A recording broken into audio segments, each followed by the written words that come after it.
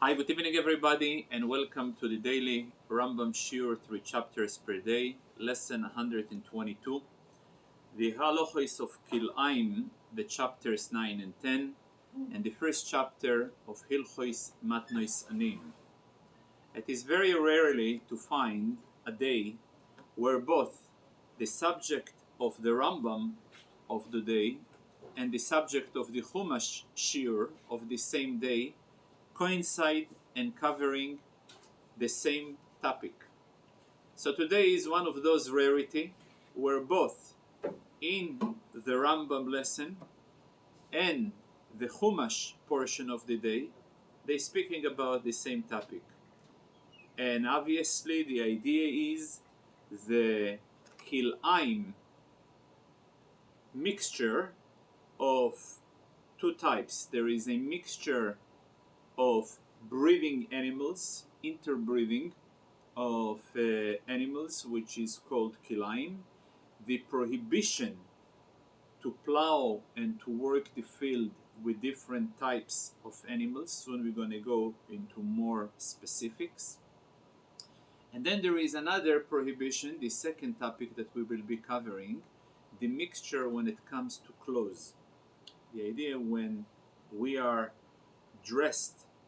So there is a biblical prohibition of mixing wool and linen together.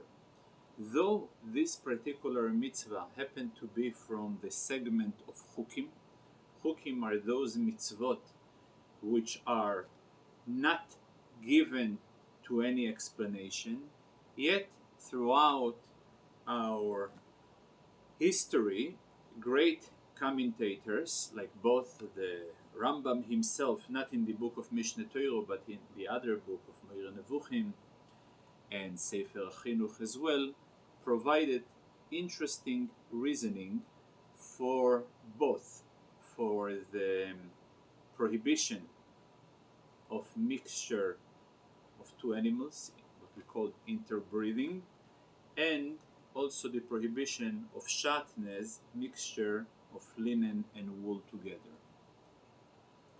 So Sefer Chinuch, which we covered more than once in the past, provides a very interesting reason for the prohibition of interbreeding. And he explains two reasons. Reason number one, that God Almighty have created the proper vessels and the proper shape in nature that via this original creation the flow of his blessings will be able to stream smoother. At the moment that there is an intervention and an introduction of a new type of creature, the assurance that the same flow of energy will be able to flow via this new creation is under question. This is reason number one. As an offshoot of this reason, there is also an element of display of this trust in the perfection of the creation of God. This is another point. But then there is also another explanation when it comes to the prohibition of plowing or doing any work, riding with different types of animals, like a horse and a donkey, together to plow the field or to ride a wagon. So he gives two explanations. Explanation number one is what we call tsa'ar balei chaim, to cause any pain to a living creature. What is the pain? The pain is God Almighty have created each and every kind of nature with its own society. So for that reason, he created the groups of oxes, cows, donkeys. At the moment that two different types are being forced to do the same activity while their mindset and their nature is totally different, can cause pain. For example, one of the commentators explains, I think the Evan Ezra, that a donkey by nature walks much slower than a horse. So just by them jointly doing any type of activities, so the tiredness of the donkey in comparison to the horse, the frustration that he is way lagging beyond the energy of the horse, this itself can cause him a mental pain. Further than this, there is a very interesting other explanation that also the nature of the horse is to chew its cud, keeps chewing. A donkey doesn't have it. So a donkey, when he sees the horse, the ox or the cow keeps chewing the cud, he is certain that somewhere along the way an extra portion of food were given to him where he would deny this special extra luxury, which itself can cause a mental additional pain, additional stress. Correct. It's a very interesting. So it is interesting that though that this particular mitzvah, as I've mentioned before, officially it is in this segment, in this section of Chukim, but throughout the commentators, those type of explanations were given.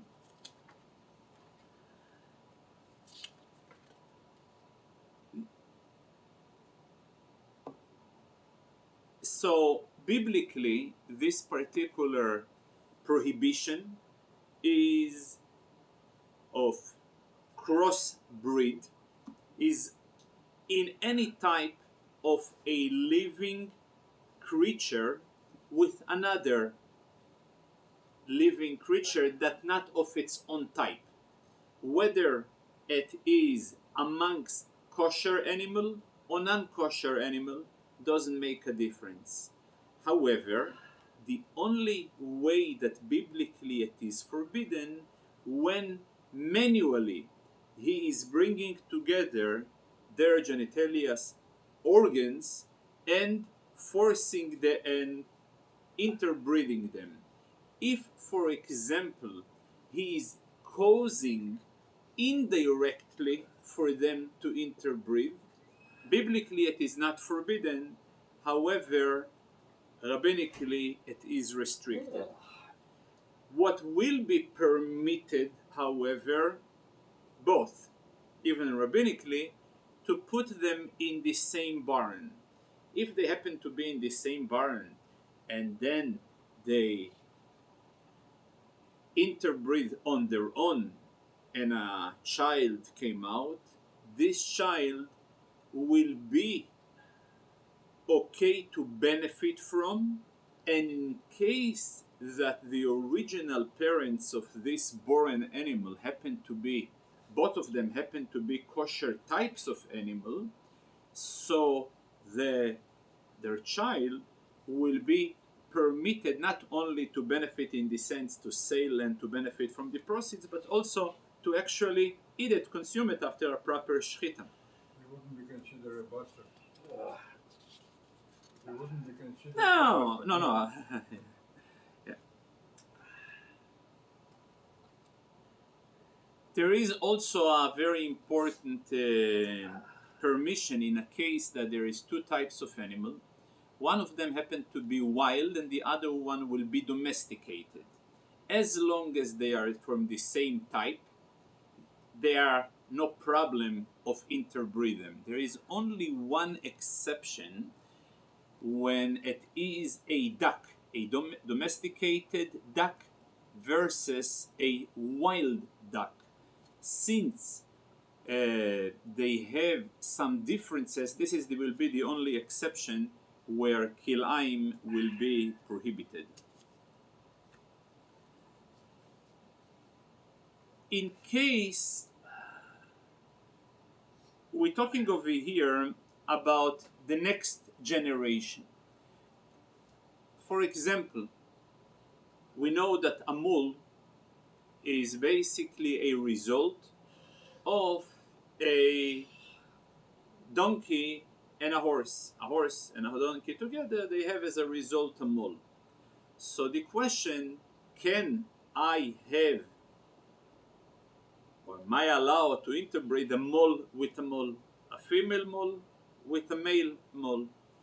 And the answer is, as long as their mother is from the same type, it will be allowed. If they have a different mother, which means, for example, if it was both of them, their mother happened to be a horse and their father happened to be, although a different, in one case it is one animal and the other one is another animal, as long as their mother is the same type of an animal, it will be okay to interbreed their children. There is even a way to identify, even I have no certainty whether their mother is from the same type or not. The way to check it is to see if their ears, their tail, and their voice will be identical. In case that those signs will be identical, then it is a testing result about the identity of their mother, and as a result I will be able to interbreed these two moles with each other. In addition to the prohibition to interbreed two types of living creatures with each other, there is another prohibition to work with a shoir v'chamoir. It says in the Torah, you should not plow your field with an ox and a donkey together. So, though it is not necessarily an ox and a donkey, however, it must be one of the pair must be a kosher animal, like an ox, and the other animal must be a non-kosher animal, like a donkey.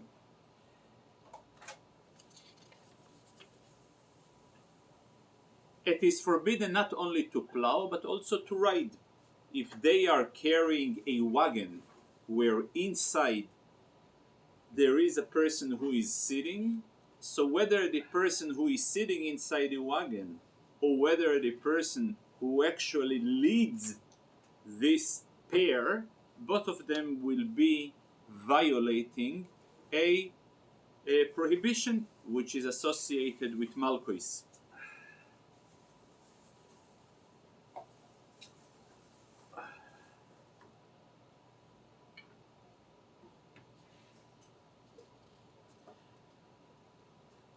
There is two exceptions where two types of living creatures will be allowed to work together. If it is a human being with another type of an animal. Since in the Torah it is written, don't plow your field with an ox and a donkey together, but doesn't say don't plow the field with a human and a horse together, or with a human and a donkey together. So let's say theoretically a human being together with a donkey or with a horse, they want to carry or plow the field, that's no problem, there is no prohibition.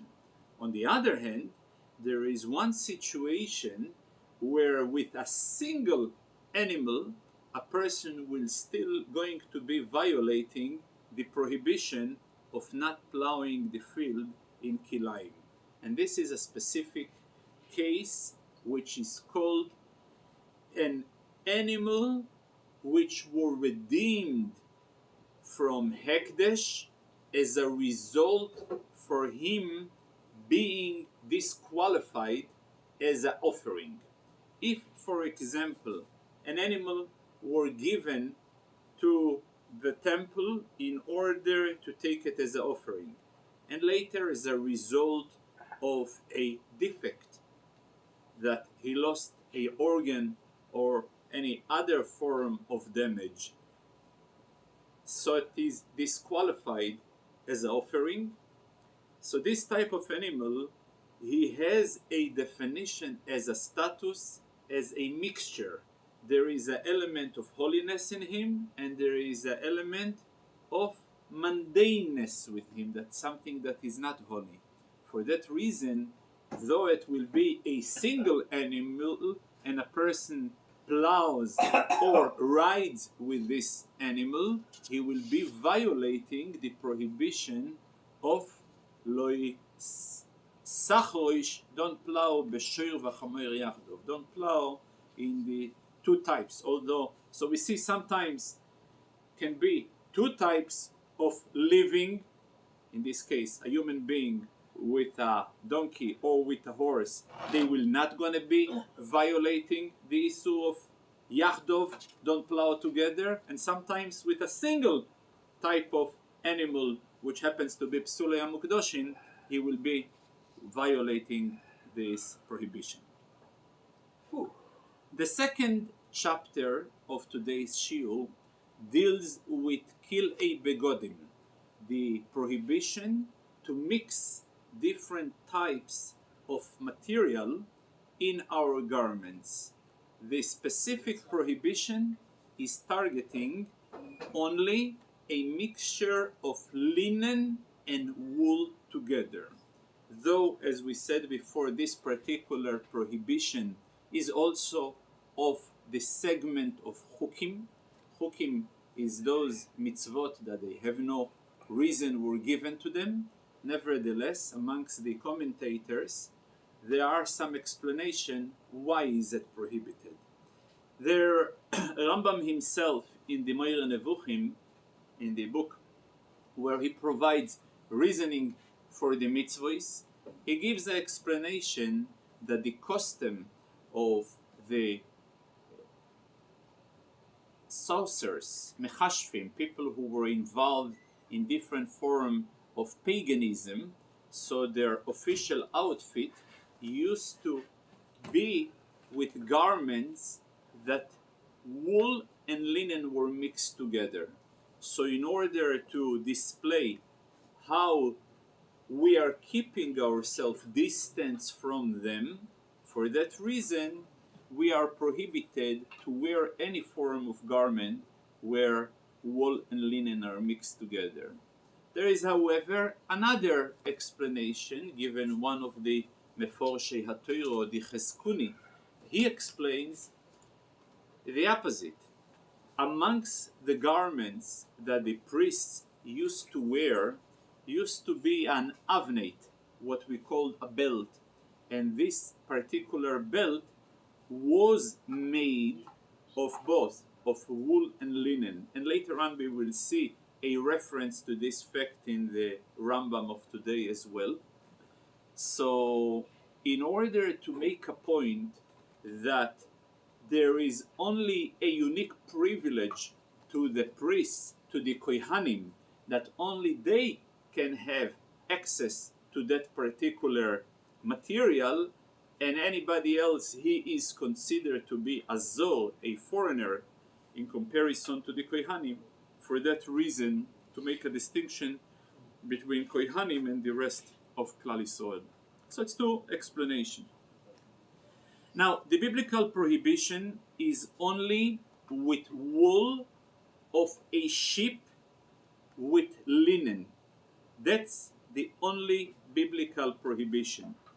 The reason why it is called sha'atnez, this prohibition of mixture, is being referred to the word sha'atnez. Sha'atnez combined of three words. It's one word that you can divide it into three words. Shua, Tovi, Venuz. Shua is smooth, Tovi is woven, Nuz is sewed. Whether the mixture is in a smooth form, which means by press only, not necessarily it was weaved, but it was just pressed, and as a result of the press, there is one unit of material. Whether it was weaved by many fibers together into one, or whether it was sewed into each other, no matter how, any form of contact out of those three will expose the garment to the prohibition of Kilaayim. If the wool made out of any other material, for example, a sheep that is not really a sheep, it's basically a goat. So the wool of a goat biblically is not considered to be a wool that will be prohibited. However, rabbinically, since there is an element, it appears to be visual, look very close to the wool of a sheep. So for that reason, it was prohibited as well.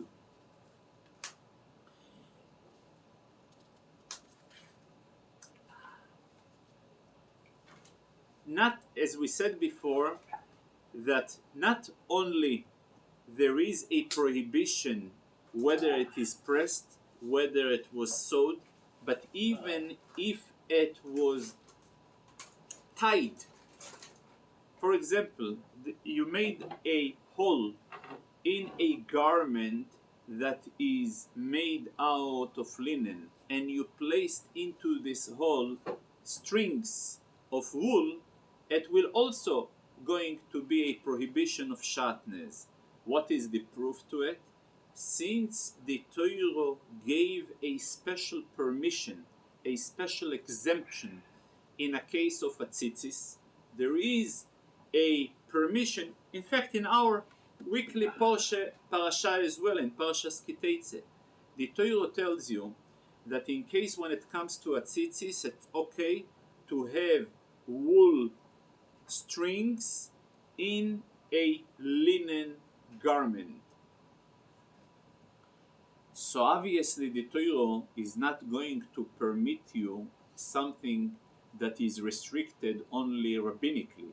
So if the Torah permits you something, the Torah will permit something that otherwise will be restricted biblically.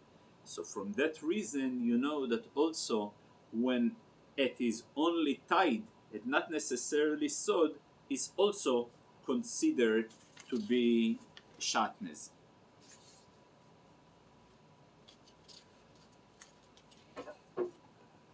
On the other hand, based on the general rule that we mentioned a few times in different contexts, that to define biblically a certain object, I will define it based on the majority. So here is a situation. If a person went ahead and mixed a wool of a sheep with a wool of a camel of a camel is not considered to be a wool. He mixed those two wools together. So is that considered the type of wool that I am not allowed to mix it with linen or not? So according to the ruling, I will view what type of majority this particular piece of material consists. If the majority of this piece of material happens to be the wool of the camels, so I'm allowed to take this material and mix it with linen, because this is not defined as wool. Further than this, it can be a leather, not wool, leather of a sheep, that in the leather there is some hair, some wool, some threads of the wool, but the majority is leather. Since the majority is leather, I will be able to mix it with linen. So it's very important that in order to define a piece of material, whether it is the type of material that is qualified to be called wool in order to prohibit to mix this material with linen, the majority of the actual proper qualified wool must be consisted in that particular material. However, on one hand you have such a leniency, on the other hand there is a stringency. And the stringency is the following. Let's say there is a material that is made out of pure leather. On one hand, a person went ahead and saw on one side this material with another material of wool, and on the other side he sewed linen.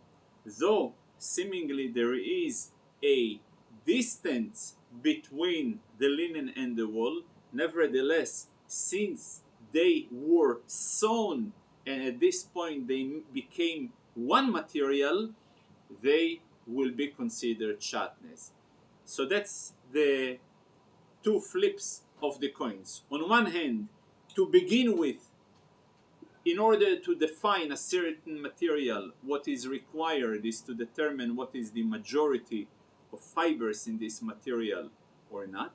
But after the material is there, if I'm sewing a clear wool and a clear linen, though that there is a distance amongst them, it will still be considered shatnez.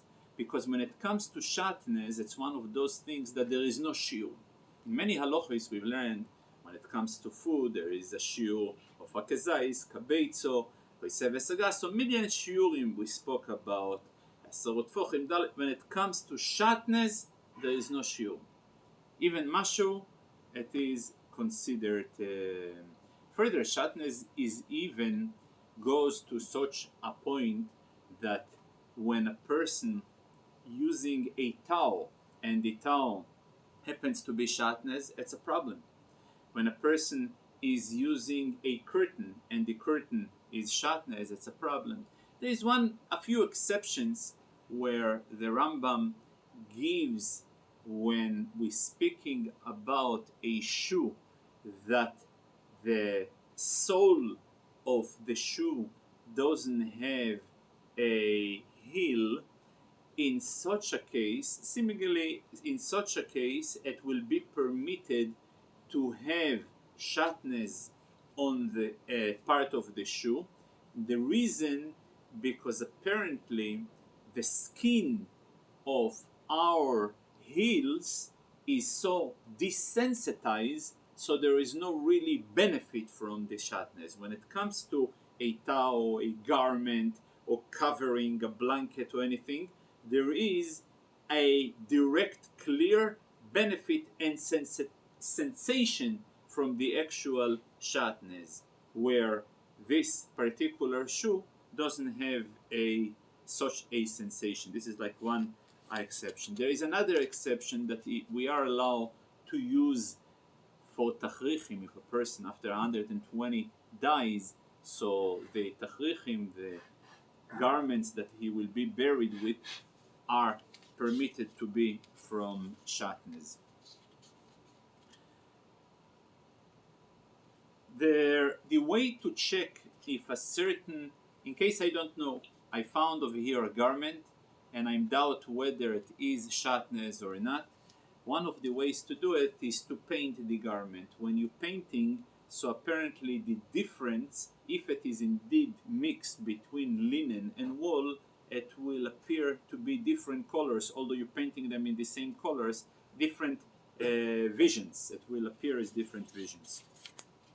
If a person goes on the street and he sees his friend wearing a garment that consists of Kilaayim, so there is a big difference whether the Kilaayim is prohibited biblically, so then he has a liability to jump on him and to take off the garment to make sure that he's not in violation of the law. If it is a rabbinical Kilaayim, then as a respect of and dignity of a human being, he should refrain himself from doing so.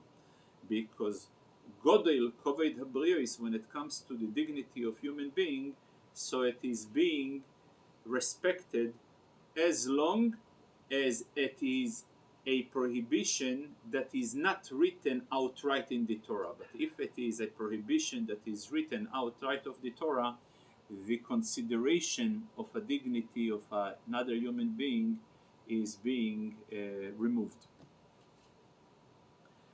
When a person is dressing another person with a dress of the Kilaayim, so if the person who is being dressed were not aware that he is in violation, and yet the person who was dressing him was aware, he will be liable.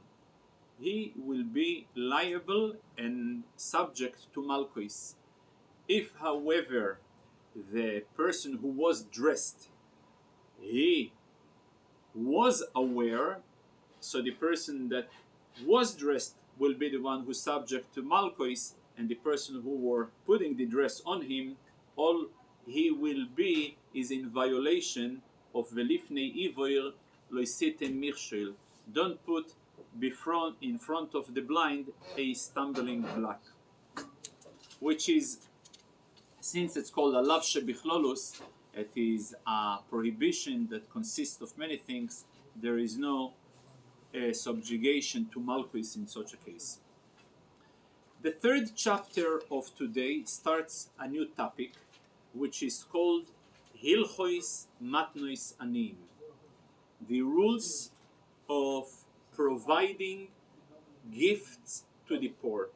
Every morning, right after the blessing of the Kohanim, in fact, every morning we recite Birchois HaShachar, the blessing of the mornings, and right after we recite Birkas HaTorah, the blessing of the Torah, so we quote some texts from the written Torah, which is the blessing that you blessed me before for your birthday, the Yevorechecho Hashem, the Birkas Kohanim, and immediately after quoting the text of the written Torah, I'm quoting the text from the oral Torah, the Mishnah in Maseches Pe'o, where it says, Eilu Dvorim, here are the things that they have no limits, and the first mitzvah is the mitzvah of Pe'o.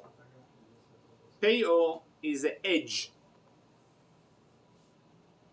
Every person who has a field must live on the edge of the field a sufficient amount in order to supply the poor and the needy with some of the grains of his field, the fruits of his garden, of his orchard, and so on. So though as we quoting, in principle there is no limit how much a person should live for the poor on the edge of his field, yet the standard is about 2%. Almost slightly less than 2%, it's called 1/60th of his field. If for one reason or another a person did not left for the poor and he took it with him, he is still liable to distribute from the grains he collected to the poor people. If he did not do it and no more of the original supply left at this point to give over to the poor, then he will be subject to lashes, because he was first in violation of a negative prohibition that initially had a solution by giving it to the poor, and since he missed the so-called solution, he will be subject to the Malchus. So this is one mitzvah. Then there is another mitzvah, which is called leket. When a person is harvesting his field, so whatever folds when he is harvesting and collecting the bundles, the grains, and some of it falls on the floor, whatever falls on the floor, he must leave for the poor. When a person goes to his garden and he collects his grapes, so those unripe grapes that falling to the ground is also must be left to the poor. There is a third type of a mitzvah which is called the mitzvah of shikho. The word shikho is forgetfulness. When a person is taking and collecting, piling his bundles into one location, and he taking those bundles away with him, and he forgot some bundles on the floor. If it is less than 3 bundles, he cannot come back and take it. He must to leave it to the poor. There is a very important ruling, since if the poor people did not come to collect, after a while, everybody, including the owner of the field, can have full access to those items, since the Torah was commanding to leave them to the poor, not to leave them to the birds, and he gave the chance to leave them to the poor, and they did not took, or they had a lot of leftovers, so there is no problem. Generally, there is specific guidelines at what point every person will have full access to those gifts, and the general guidelines that I'm giving to the second shift of poor people to come. After the first shift came a second shift, and still there is leftovers, so whatever leftovers after the second shift belongs to everybody who wishes to have access to it. Further than this, even while the first shift is taking place, certain items, they happen to be so cheap and so unimportant that even the poor people are not running after it, they don't care about it. So even then, every person can have access to this type of leftovers. And final halacha is regarding the location. Biblically, the entire liability for a person to live and to obey by those 3 commandments is only in Israel. Outside Israel, biblically, there is no prohibition, there is no need for a person to live it. However, midirabanan, the application of those mitzvahs is everywhere a person has a field, he should provide to the entire poor.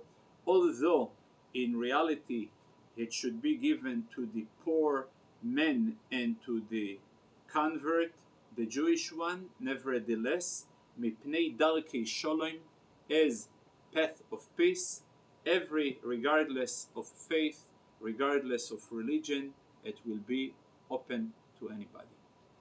Thank you very much, and Shana Tova.